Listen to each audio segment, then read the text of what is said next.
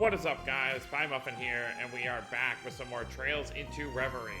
Last time we made it to the end of the Zeroth Sanctum, and our little girl that looks like Kia is waiting for us at the end, but first, we do have another daydream to do. So let's go ahead and do this. Through Memories Aglow. Definitely has something to do with Reen and Osborne, so let's check it out.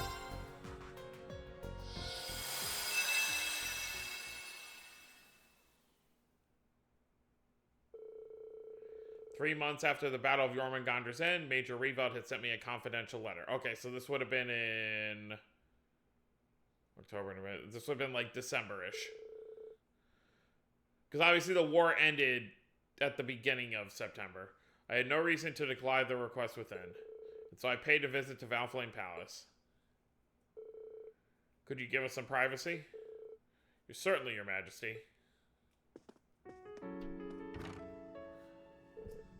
So this is it. This was my dad's study. Well, haven't we been in here before? Just seeing his office? It feels a little surreal to be in here. I understand why you would feel that way. I'd come to sort out his belongings after the war's end, but to my surprise, there was nothing left to sort. He never was one for displaying sentimental goods and the like, but I can only assume he disposed of what little he had beforehand. I could see that for him, yes. But if there was nothing here, why is it you wanted, you said you wanted to give me in the letter? Ah, it would be something I found in the ashes of his fireplace. This is...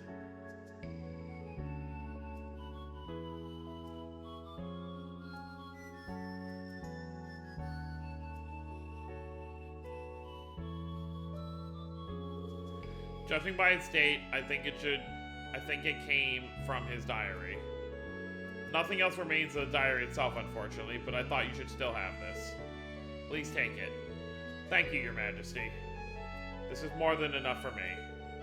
Knowing he treasured this photograph till his last days means more than words can say. I'm grateful you thought of me when you found it. Then all is well. He was a lucky man to have you as his son. It was regrettably difficult for me to mourn him in public with his role in this war. But I heard you were able to carve his name into the grave he'd made for your mother at your old home. Yes, I took the chance while I was nearby for a branch campus assignment. It's a quiet area in the suburbs, so I'd like it if he and my mother could rest in peace there. Gileath was a great friend to me, and a proud hero who lived in service of the Empire. I shall make it my business to visit his grave myself. I'd like to visit the Lance Maiden's grave in Crossville as well. I'm sure they would appreciate you being there. Not that I knew either of them well enough to speak on their behalf, of course. This is just as true for me in a sense. I'd seen him as a politician, but I'd only caught the slightest glimpse of him as a father. It's never too late to begin learning more, however, even if he is no longer with us.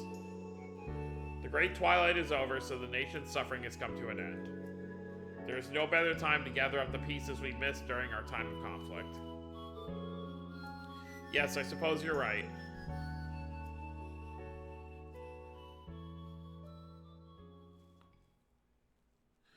Through Memories Aglow. So what are we gonna learn?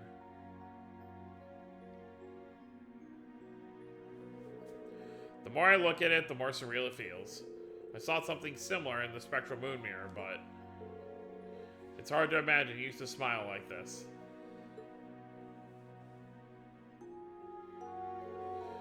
Guess that goes to show how little I really knew about him. Hopefully I can find more little things like this and take good care of them. Now we're in for a busy day tomorrow, so I better get some rest.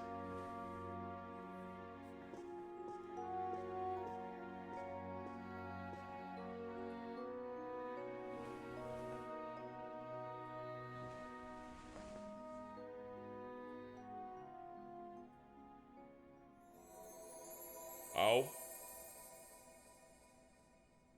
The photo itself is glowing. That's always a good sign, right? I have accepted the Ebon Knight, but it is not by its will that I have chosen to bring destruction to the Empire. This is the only way to rid the land of the curse that has plagued it for so long. To end this world my loved ones call home will require renouncing my very humanity. Yet it is a price I'm willing to pay. From this day forward, I will see myself as being of blood with a soul of iron, guiding all to a future of conflict. I write these words in my diary to show that I have chosen my path, and that my will is still my own. I knew I would need pawns to achieve the future I so desired. Not long after having this realization did I happen upon a boy with the gift of precognition. His name is Lecter Arundel. What a funny twist of fate that he should be that man's son. The boy had accepted the hand fate had dealt him, both his father's crimes and that it would lead him to be silenced. I've given him a new home as one of my pawns, giving him a purpose in the form of revenge. Did I do this out of compassion, an emotion I thought I had abandoned? Or has seeing him reminded me of the son I've turned my back on? His father's crimes came to be the whispers of the Ebon Knight. There is no reason for the child left behind to carry the weight of such an incredible sin. I know not whether his foresight has allowed him to see the ruin I am to bring about, but regardless, he has accepted my offer with great interest. Alright. My next meeting has come soon after my promotion to Chancellor of the Imperial Government. While on state business meeting with the four great houses, I happened upon a fascinating young man. His name is Rufus Alberea, and he appears intelligent as he is hollow on the inside. He thinks of me as his true father and believes that besting me will give meaning to his existence. It feels almost cruel to find myself being called someone's father again. But meeting someone who seeks to do more than I ever could has been a fine boon indeed. May he show me humanity's potential. May he prove we are not powerless in the face of the curse, nor are we simply pieces on a game board. I know calling himself an Ironblood, a son of mine, will not be enough to satisfy him. Perhaps once he finds the answer he seeks, he will be fit to lead in the times to come.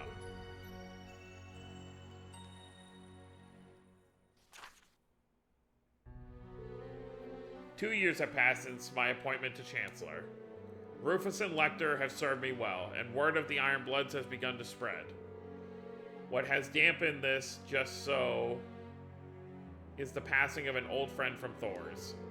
The circumstances surrounding his death are highly suspicious, enough of me to suspect that the Ebon Knight was to blame.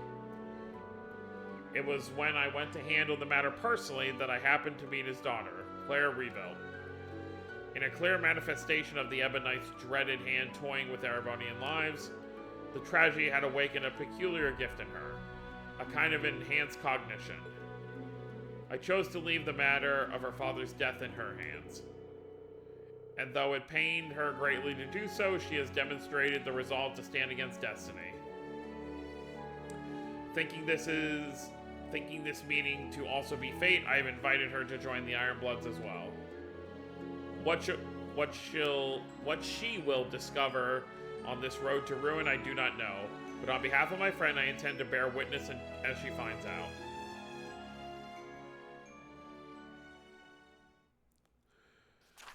Learning a lot about what Osborne thought during these times. I visited Jurai, and after negotiating with its mayor, it was agreed that it would be taken as a province of Erebonia's.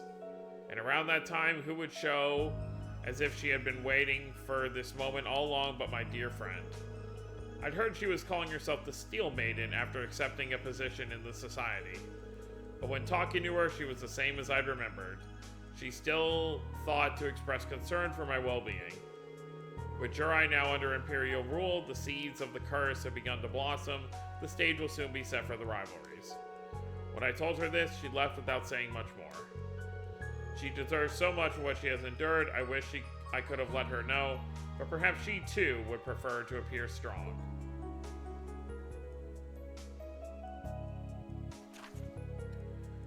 Aww. A fourth member has joined. Look at little Milliam. A fourth member has joined the Ironbloods. Her name is Milliam Orion, a new model homunculus with nearly the last in her line series number, OZ73. As pure and innocent as I have ever seen, she was quick to gain a sense of self, developing in the blink of an eye. Milliam has been able to give the other Ironbloods what I cannot. Aww. Oh, love. Look at how happy Lecter and Claire are with Milliam. The more time they spend with her, the more I see Claire and Lecter's expression soften. I can only hope that through her, they have regained a small portion of what the Ebon Knight took away. What a sinful manner of forging a sword, and what a fitting manner with the end it is destined to bring. I have long accepted I will bear the sin for my goal, knowing full well my fate will be to accompany Ishmelga to Gehenna's depths.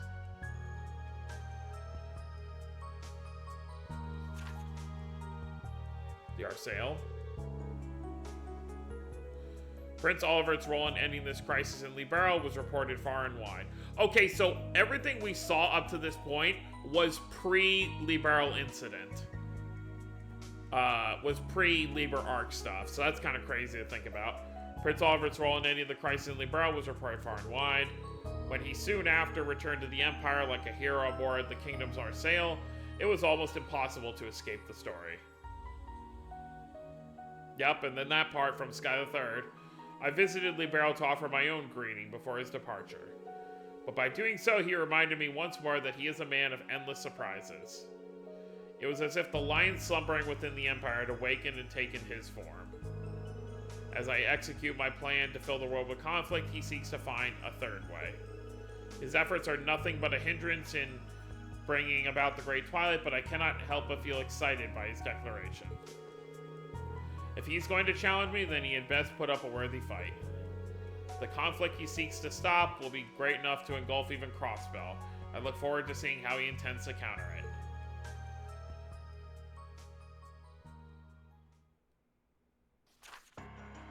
Oh, here we go.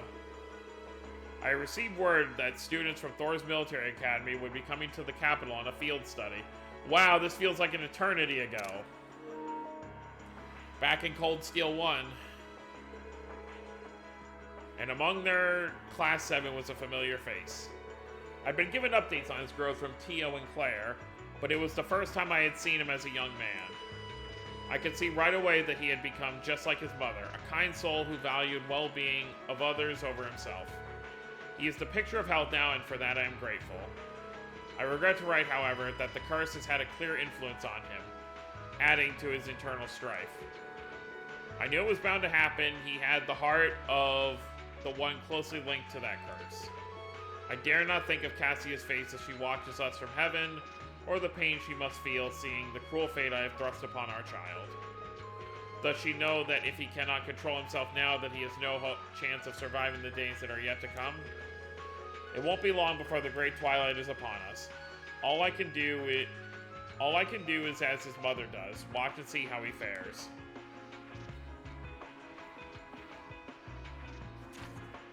Up. October 30th, the newly independent Crossbell destroyed our Gorelia fortress. As foretold in the Black Records, this led to Erebonia declaring war on Crossbell. There was one development, however, that it did not foresee. Crow Armbrust, the grandson of Jurai's mayor. He was but an ordinary boy on the surface, belying the searing vehemence beneath his skin that gave him the strength to match even me. Though everything had been proceeding as planned, he has allowed me to see the heights of humanity's potential for the first time in a long while. At the same time as this developed, another came to be as I feared it would. Rean Schwarzer has accepted becoming the Awakener for Valimar. The Ebon Knight's power grows even greater as the Civil War rages on. The Ashen Knight may be quite capable, but without sufficient resolve, it will fall against the Ebon Knight with ease. It does make you wonder, though, what was Osborne doing during the entire Civil War? Like, obviously he was alive and, you know, plotting his stuff for, you know, future stuff, but how is it he was just, like, not there? You know, what was he was he really just biding his time until the Civil War came to a close? As the one who thrust this upon you, I doubt we'd ever want to hear this from me. But only you can change your course. I dearly pray you will find the will to fight against your fate. So this really makes you think that Osborne always wanted Reen to stop him. July 18th, the Grawl of Erebos is made manifest. Prince Olivert has broken through all attempts to obstruct him reaching the scene. All for naught, he has met a tragic end. Human life is but dust to be scattered by the winds of fate, be you commoner or nobility, or hero or villain. Even he was no exception to the rule and fell like any other. His loss is a deeply tragic one, for I had thought him uniquely capable of rebuilding the Empire after the Great Twilight's end. Oh, so even Osborne was expecting Oliver to be, you know, the next leader. The wings of the hero have broken, and in despair that followed, the sword of the end was swung at last. With Milliam's grievous demise, the final restraint chaining Reen has been unbound. He has been consumed by the curse, becoming the sacrifice decreed by fate so long ago. I nearly thought he would succeed in suppressing its hold on him, with how long he fended it off. It may be for the best that he will live through this miserable period as a mindless ogre. By the time he returns to his senses, the Ebonite and I will no longer be of this world. So, Osborne's plan was never really to use Reen for anything. It seems like he was originally planning to settle things with Ishmelga by himself and just keep Reen chained up until it was all over. I would ask that he be able to rest until the rivalries have reached their climax.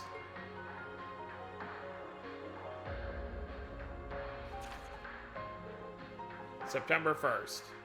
Oh, so he wrote this right before the war, because this is the day of the war. Operation Jormungandr and the final rivalry is now upon us. Interesting, though. He's in the capital right now. This is obviously his desk. He's not at the Imperial Fortress yet. Though he fell to the fiery depths of despair, Reen rose from the ashes and has since fought valiantly for my defeat. The curse's power is at its peak, and he still prevailed. I can hardly believe how much he has grown. His friends may have played a part in this, but that alone does not explain it. What has elevated him to heights beyond prophetic imaginings? I wish I knew. As much as I wish I could have learned it by watching over him as his father.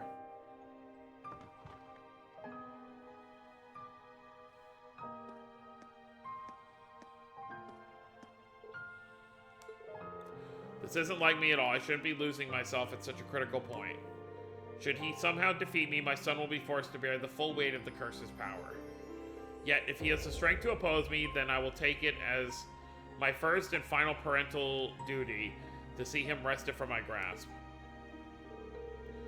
To hope for miracles in this world is a fool's errand. Still, Goddess, are you so merciful to lend your ears to one such as me?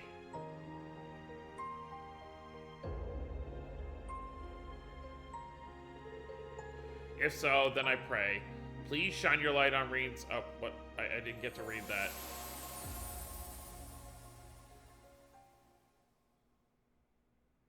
So that was the entire diary, seemingly.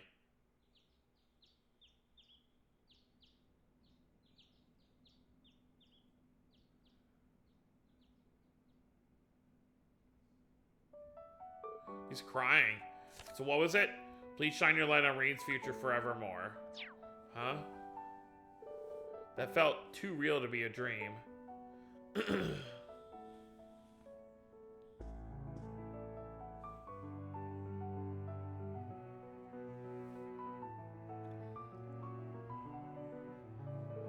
I could be wrong, but I think I'll trust my gut on this one. He was always prioritizing the happiness of others while shouldering burdens one should never have to bear alone. Like father, like son, huh? I wish I could have done more for him.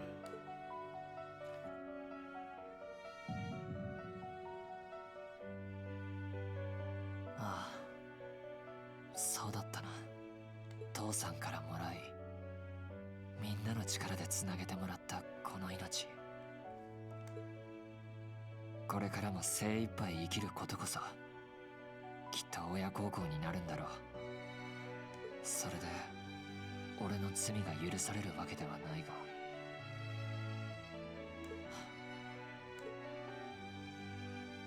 おはようクルト君。今日もすっごくいい天気ね。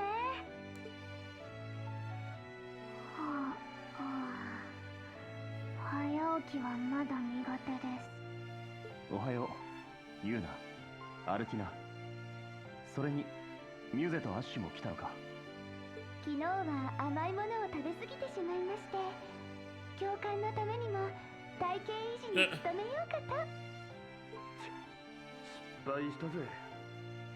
お前らと時間がかぶっちまうとはな。はいはい、なんだっていいからみんなで走り込みを始めるわよ。さて、俺もそろそろ支度を始めないとな。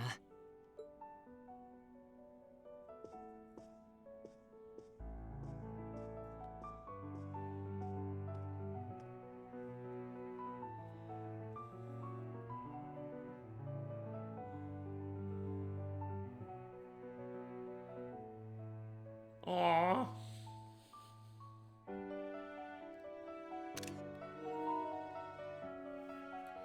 Oh, they even give you like a full picture here. Oh my god. Through memories aglow and... So not once during everything Osborne was doing did he ever stop thinking about Reen. But like Reen said, it doesn't absolve all the evil that he did, but obviously he only accepted all that evil simply because of, you know, the situation. Oh man. Alright, so that was shorter than I was expecting, but we are going to end the video, unless there's anyone to talk to around here. I guess we could check real quick. I don't think there's going to be, but I do feel like this finale with our Kia lookalike is probably going to be pretty long, so I don't want to, like, shove it into this video. Plus, I feel like that daydream deserves to be its own video. So, yeah, that's going to... I guess we could check here, see if there's anything to turn in.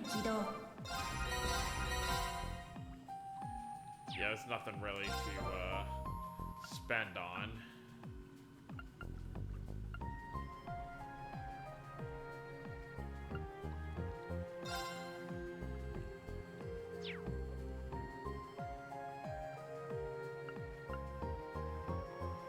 Wait, what? I'm confused. Why is this all here? What do you mean tag-along's 8? Oh, this makes certain other characters able to be tag-alongs. I get it. Okay. I mean, that's useful, but not really worried about right now. If anything, I'm more interested in these two. But yeah. So that's going to be it. So next time we're going to bring this whole story in the True Reverie corridor to an end and see what we can do for our Kia lookalike. So look forward to that. So that's going to be it, guys. Hope you all enjoyed. Don't forget to subscribe more if you're new to the channel. I'll see you next time. Have a wonderful day, everyone.